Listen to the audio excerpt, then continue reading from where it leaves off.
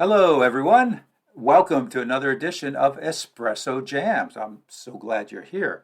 Today, I'm talking with Mike Beverly. Now, Mike is a former educator, which is a good background because today he is a health and wellness coach. Welcome to the show, Mike.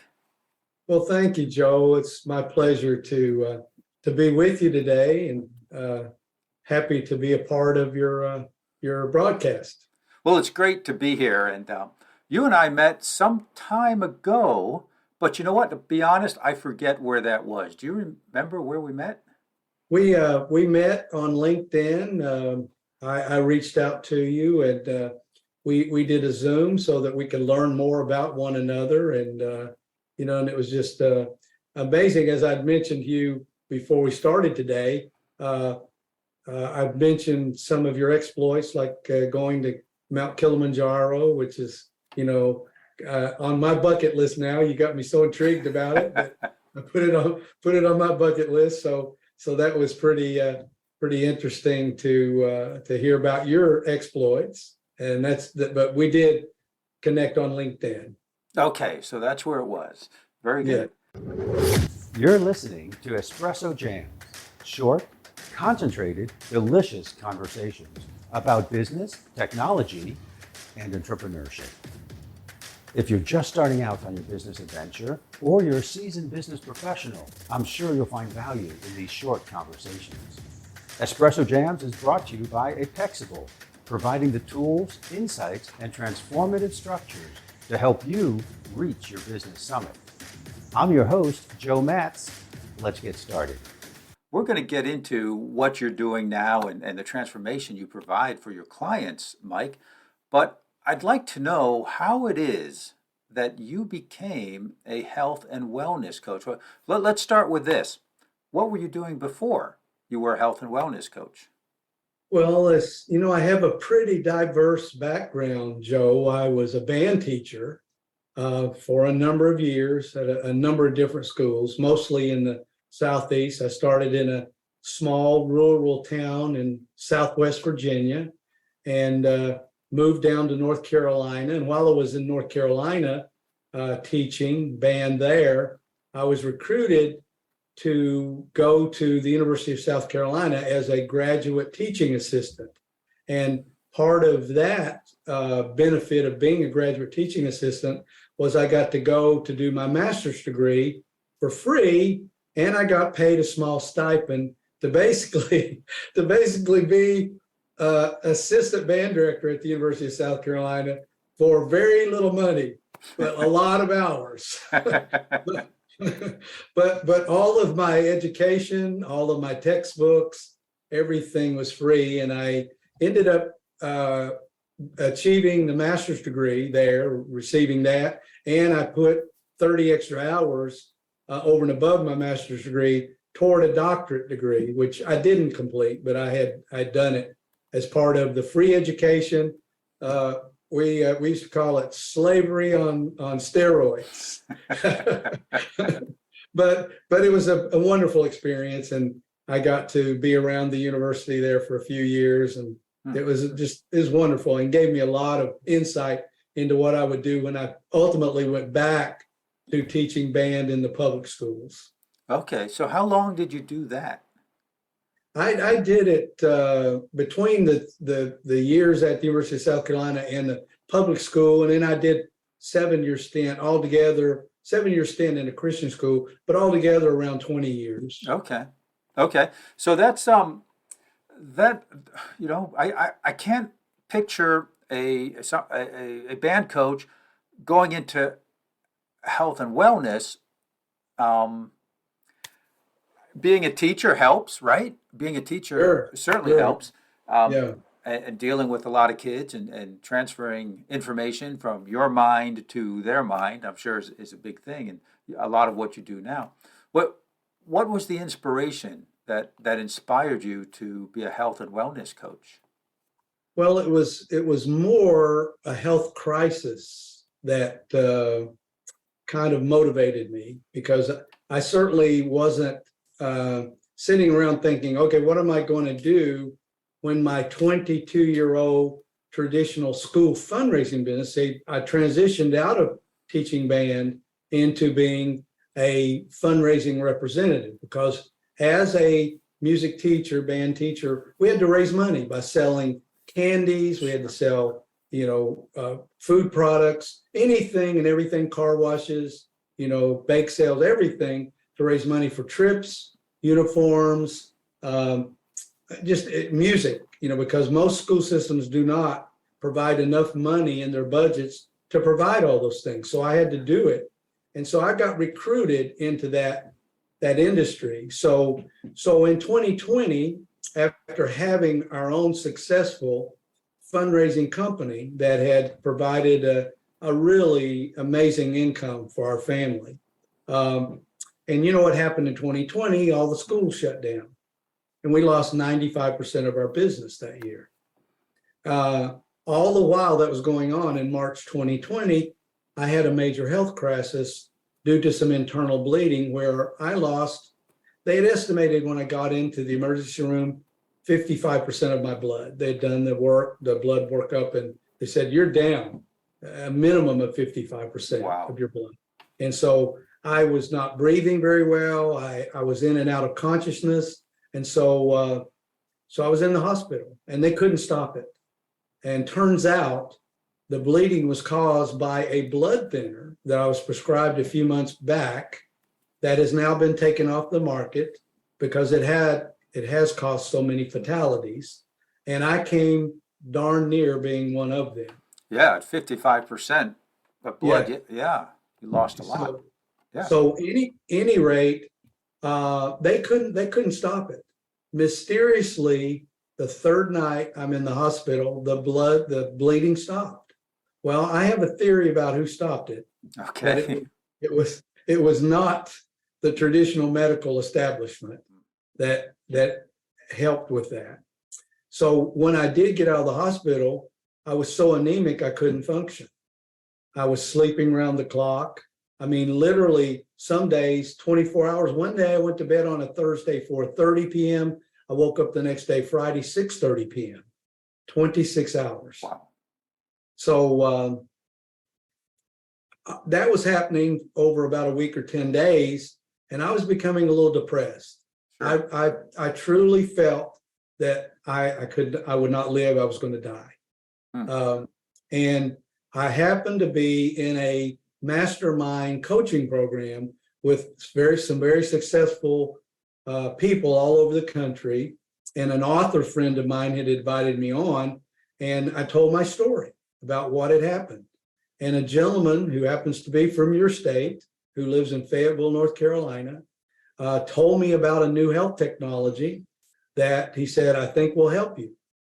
And sure enough, literally within 5 days of using this new breakthrough technology that had really helped his wife and saved her life a few years prior, literally turned my health around. In 5 days, I was up, went downstairs for the first time in well over a week, and, was walking around, being up instead of being, horizontal. So it was just purely, it was a godsend, actually, Joe. It really was.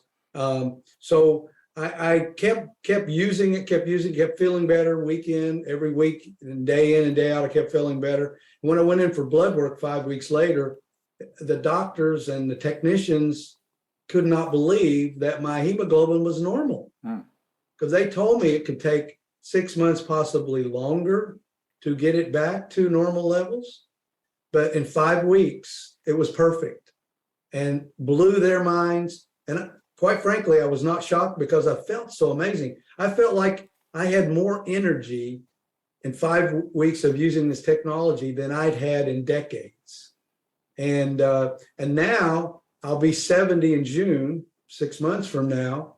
And I had blood work about 3 months ago. They told me I had the blood work of a 25-year-old.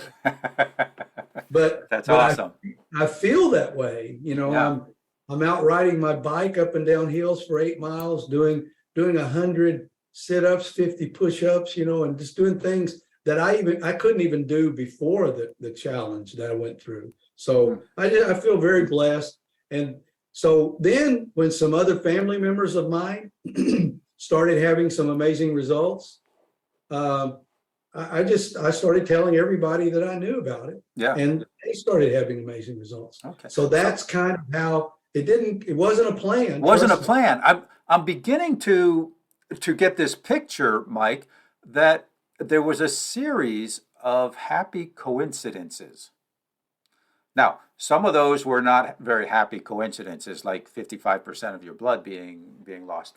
But getting to the school in South Carolina, having the free education.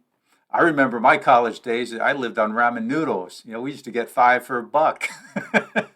Yeah. But I got the education. So you got the education, and then you got other opportunities, and you needed to raise money. So you started doing that. You kind of went along with the flow and did what you had to do because of things that either happened to you or situations that you were in. I think it's fascinating that you were raising money for your own students, and then all of a sudden you are now helping many schools raise money for students. Is that correct? That's exactly right. Yeah, that's exactly right. And you mentioned the ramen noodles. Because the stipend, I told you that we were working slavery free education, slavery for education. It was a big joke because after they took the taxes out of our 2-week paycheck, there were 3 of us that were in similar positions with the band at the University of South Carolina. Our net take home every 2 weeks was $144.44. $144.44. My apartment rent was like $400 a month. So without teaching some students private lessons on the side, there was no budget for food, beyond that. So any rate, it was it was interesting. I don't know that I ever ate ramen noodles, but I did eat a lot of Campbell's tomato soup and grilled cheese sandwiches. That's great. I remember me and my buddies one time, we pulled our money together and we bought a 50-pound bag of potatoes because it was relatively cheap. Oh man, we ate potatoes for 2 or 3 weeks straight. Oh yeah. There's a lot you can do with that bag of potatoes. That's right. Well, we tried to do everything we could. Believe me. Oh, that's cool. That's cool. Yeah. What a good story. So it's interesting now that you are an entrepreneur. Do you see anything in your past that may have been an indication that one day you were going to have your own business? Well, and in that too, I was working for a school fundraising company that was headquartered in Indiana, and they had reps all over the country, and I just happened to be the rep for Central Florida. And 5 years into that, they went belly up, closed their doors unannounced in the middle of the summer, when there were no schools open. So it was tough. So all of a sudden I went from having a pretty nice income after a 5-year stint with that company to having none. And I interviewed with several other companies and decided that if I was going to continue doing this type of work, I would do it for myself, and literally started it in a bedroom and in my garage of my home here in Central Florida, and grew it to where we had several representatives in Florida, Georgia, Tennessee, and here in Central Florida, we had a lot. But I ended up being a business owner because another company that I'd started with went belly up and left me holding the bag. And so I just, went for it. And it was not easy. It was not fun. I mean, we were living on credit cards for at least a year to get that thing off the ground. But then it paid off in the long run. So I was kind of like this health crisis that geared me toward this direction now in my life. That company going belly up led me to start my own business at that point. Would you like to get in front of more of your ideal clients and at the same time build your brand and create evergreen content? Well, you can do that with podcast guesting. This very moment, you're listening to a podcast that may have been published today or 3 weeks ago or 3 years ago. In a very real sense, you're engaging with the speakers, hopefully enjoying yourself and learning something new at the same time. And you're getting to know the guest and how they help their clients, their customers, and the problems that they solve. You may even be their ideal client and want to learn more about them and download one of their free resources you can find in the show notes, or maybe even become a client of theirs. See, when you're a guest on a podcast, you will enjoy that same kind of engagement. It is perhaps the easiest, most cost-effective way to get in front of new audiences. Learn how you can be a guest on the right podcast and engage with your ideal clients with the free resources available at gapologist.com.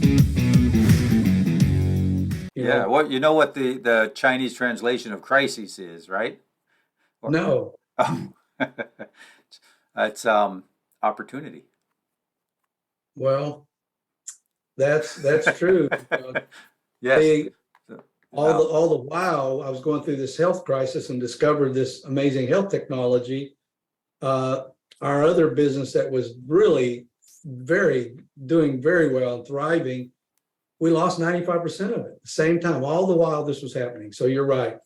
That crisis created this opportunity. So yes, it's I think of the journey, and I think your journey exemplifies this, that building a business and being an entrepreneur and getting to that level of success, it's like climbing a mountain.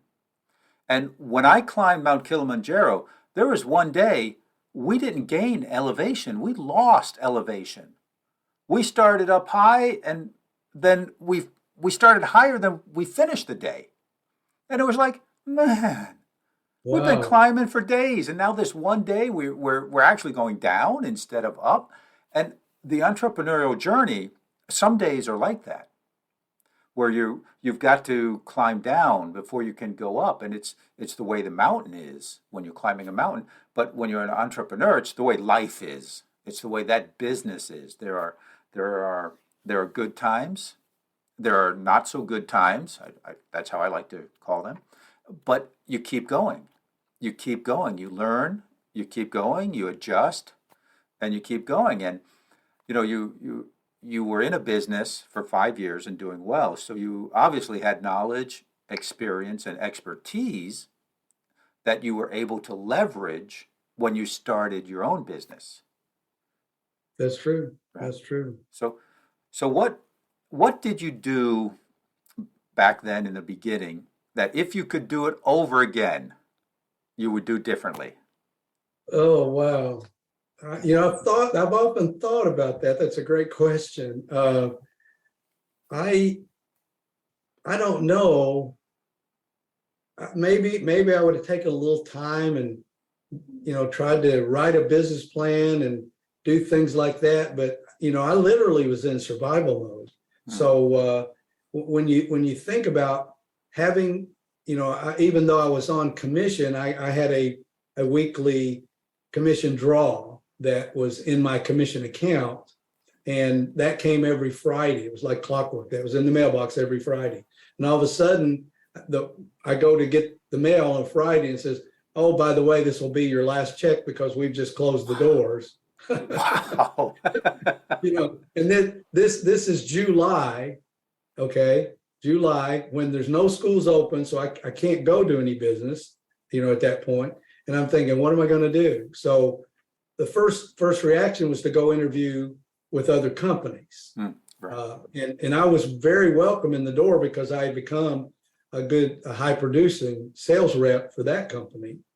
So I had multiple offers, but the more I thought about it and the more I was kind of really analyzing the owners of those companies as to, will they do what this other company did?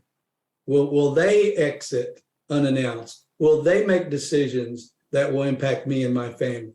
So I was doing a lot of analysis as far as, am I going to put my future, I was probably mid-30s at the time this happened, and, had a family and had just bought a home a couple of years prior with a pretty sizable mortgage. And so was I going to depend on someone else for my financial stability and future? And in the end, after going through that about a month and a half, I said, no, I'm just going to, if I'm going to do this, I'm going to do it for myself. So when you think about this, Joe, a semi truck pulls into a subdivision where you never see a semi truck, and we're unloading pallet after pallet of chocolate candy bars to go into my home to be stored in the air conditioner in the house, not in the garage, because this is Florida now. As you okay? So we're unloading this chocolate candy into our living room. And after about a week of that chocolate candy being in our house, when you open the door, it smelled like a chocolate factory. Okay. So what I would do is I had a small little Toyota Tercel with a hatchback. I would put 30, 40, 50 boxes of that chocolate in the back of my Toyota Tercel. I would go to a daycare center. This is literally how I started that business. I would go to daycare centers and I'd say, Mr. Owner, Mrs. Owner, do you have a drop off in income in the summer because you lose children during the summer? Oh yeah, we have a lot of teachers that leave our kids here and we lose about half our income. How would you like to make up another $1,000 or $2,000 in the next 2 weeks? How do you do that? Hold on. I'd go back to my car and I'd start bringing in the chocolate. And until they told me to stop bringing it in, I kept bringing it in. Okay. And literally, I sold that truckload of chocolate candy in about 8 weeks doing exactly that. Now, it was not fun and it was hot, but I'm telling you, it got us through the first 3 or 4 months of not having income from my old business. So yeah, I would have liked to have not had to do that, but bottom line is I've always been just kind of like my father, do whatever you had to do to make it happen, and you can't really plan that much ahead. I don't know if spending time doing a business plan at that point would have been any value to me. But I think you did. Maybe you did have a plan. It was sell chocolate. Well, that was exactly what happened. Exactly what happened. So you take that from the beginnings there with nothing, right. And I mean, it wasn't a whole lot of business. It was enough to keep us afloat for a few months. But, to go to 7 or 8 years later, where we're bringing in 3.3 million annually, in a business that we started from that was the beginnings of that business, to where we were 7, 8 years later, right. To, where it was until 2020, a very, very huge income for our family, to literally losing 95% of it because of COVID. Right. So, yeah. And then you got sick and you went on a different path. And I can see you're really passionate about what you do now and the transformation you bring to families. So today, what is your superpower that you employ to do what you do? My superpower is my health is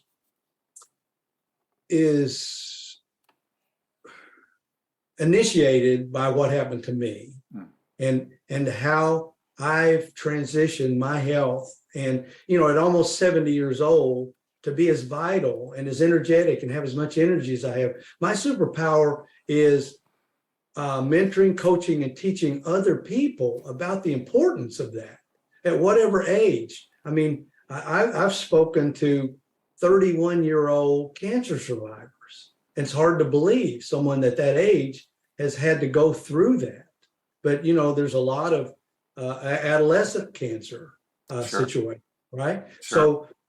So to work with people that have dealt with that, and to share with them how they can be more vital no matter what stage of life they're in. But one of the real aha moments early on, after I started telling people about this, especially a family member of mine who'd been suffering with migraines for 25 years, and I think I might have had 2 major sinus headaches to the point I couldn't get out of bed. It was so painful.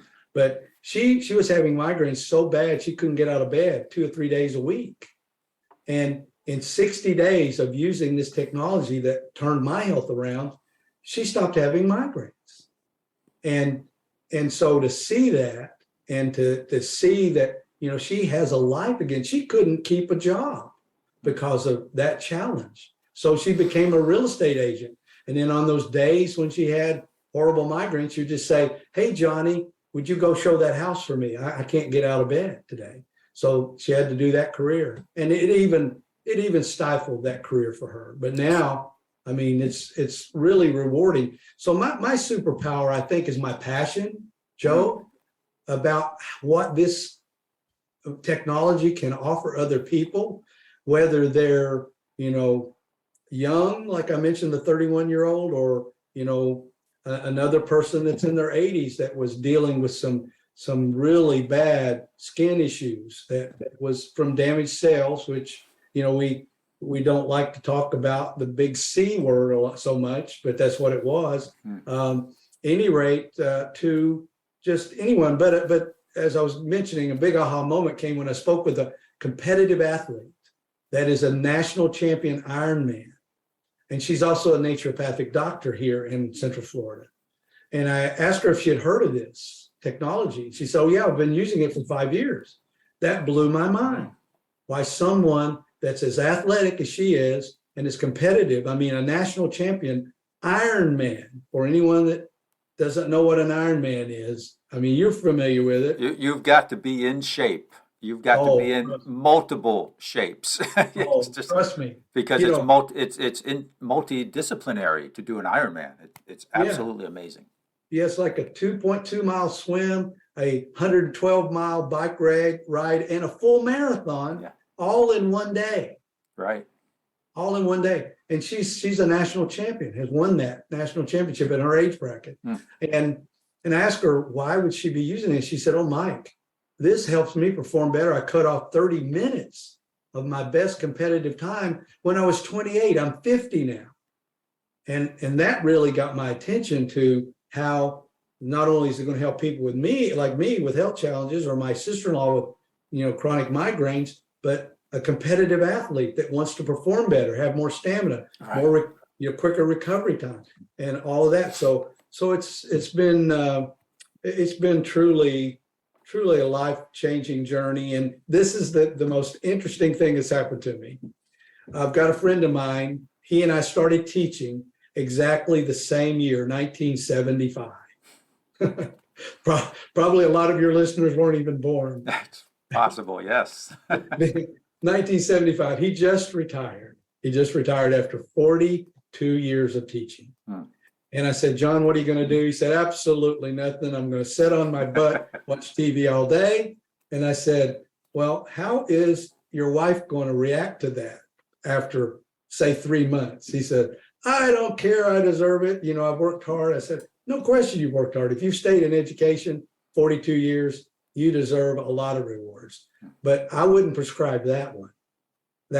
And I said, friend to friend, my opinion, John, that's a prescription for an early grave." He said, "Oh, Mike, you're crazy." I said, and he asked me, he says, "When are you going to retire? Aren't you?" We're both 69 years old. We're exactly same age. I said, "Well, if I had to put a date on it or an age, probably 95. And he just laughed and thought I was crazy. I said, "Why would I stop doing what I'm doing, having fun, helping people feel better, look better, and, enjoying life more? Why would I stop doing that?" I mean, maybe I will stop before 95, but that's kind of the target. I think doing what you love, if you do what you love and enjoy and are passionate about, you never work a day in your life. Right? That's And I, exactly right. I definitely see that in you, Mike. And that's, I'm glad to see that. It makes me happy. More people being happy and doing what they love, I think is better for everyone. I think it just Yes. raises the vibration in the world. Amen. Amen. So, Mike, do you have anything in the last minute or so you'd like to leave our listeners with? I would just say, just like one of, I do a podcast now, as you and I chatted about. In one of my episodes, I talked about having an open mind to alternative methods of healing and wellness. Just keep an open mind. You don't have to avail yourself of them, but at least keep an open mind about them, because there are so many opportunities and so many modalities and technologies available that are all natural, that are not drug related or pharmaceutical, that you can avail yourselves of. And like I said, whether you want to avail yourself of them or not, just be open-minded to learn about them, because there are some amazing people. I mean, I've spoken with so many medical doctors that are now leaving that profession to become functional or integrative medicine practitioners or concierge medicine practitioners. And they are realizing that the be all, give all, just come in and write a prescription and send the patient on his way is not real, true health and wellness. No, that's working on disease. That's curing disease and not working on creating health. Exactly. And I think that's where the secret is. And I see that's what you're doing. You're creating health to keep people from disease. Exactly. That's awesome. Do you have any free gifts for our listeners or? I do. Oh. I have a free ebook that if people will go to my website at www.mikebeverly.life. There's a free download, The Ultimate Guide to Health and Wellness. And then it's not only that, but then there's a bonus section of that. So it's a multi-page ebook that's available for all your listeners. And, they can reach out to me either through LinkedIn or through my website, again, mikebeverly.life, and download that free ebook. And then if you'd like to connect with me to hear more details about this amazing technology that I've discovered, I'm happy to schedule a free 30-minute consult with you to go over that and share as much information as you'd like to know about during that time. Super. And we will have all of that information in the show notes. So I know sometimes it's tough to spell names, but we'll have it in the show notes, so it'll be easy to find. And I would encourage everyone listening here to reach out to Mike. He's a great guy, fun to talk with, very, very nice. And he is not a hard sales guy. He will provide you the information, and then you make the decision. Yes. Very good. Yeah. Mike, it has been a pleasure having you on Espresso Jams. Well, I love the opportunity to be on. I just love the title of your show. Thank you. One of the coolest titles that I've run across. So that's really cool. How did you come up with that name, Joe? Oh my gosh! Well, I like espresso, and and it's a jam. I mean, it's a jam. We're jamming here. We're jamming out. We're having a conversation, jamming out. I didn't ask you when we had our initial Zoom if you're an old musician. I am not. I learned early on I'm much better at listening to music than actually making music. Okay. Very good, Mike. Hey, once again, thank you so much. Joe, thank you, and you have a wonderful holiday season. Thank you, sir. You too. Bye now. Bye-bye. Bye. Bye, everyone. Thank you for listening to Espresso Jams. If you like what you heard, please subscribe on your preferred channel and never miss another episode. If you'd like more business tips on technology, entrepreneurship, and doing better, you can find me on LinkedIn at Joe Matz, that's JoeMatz, or go to my website, 𝐒𝐞𝐴ble.com, that's apex-able.com. I'm your host, Joe Matz, wishing you an awesome day.